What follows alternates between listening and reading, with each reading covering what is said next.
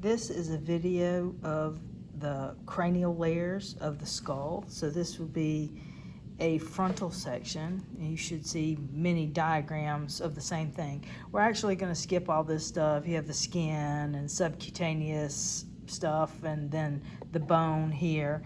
But then we're going to start here with the meninges. This is the outermost meningeal layer. This is the dura mater. The dura mater in the cranium has two layers. You have the periosteal layer that would be connected to the overlying bone. This is the bone. So that's the periosteal layer. And then this would be the meningeal layer of the dura mater. Where the dura mater, this would represent the sagittal, the longitudinal fissure, and this is the sagittal sinus, where venous blood would drain into the sinuses of the cranium. But this represents the sagittal sinus, or portion of the sagittal sinus. Where the dura mater dips down into the longitudinal fissure, this represents the falx cerebri.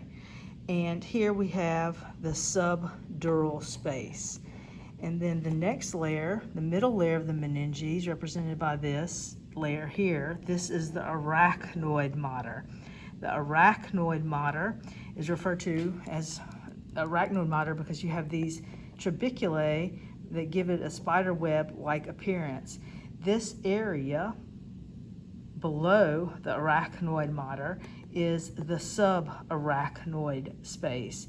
And the areas where the arachnoid mater invaginate into the sinuses of the brain, these are called arachnoid granulations. So it's an arachnoid granulation.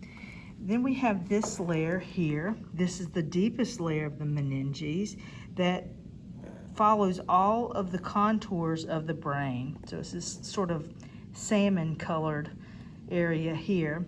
That is the pia mater. The pia mater means delicate mother, and it follows all of the twists and turns of the gyri of the cerebrum. And then we see the area of the cerebrum. This would be an area that represents the frontal lobe of the cerebrum.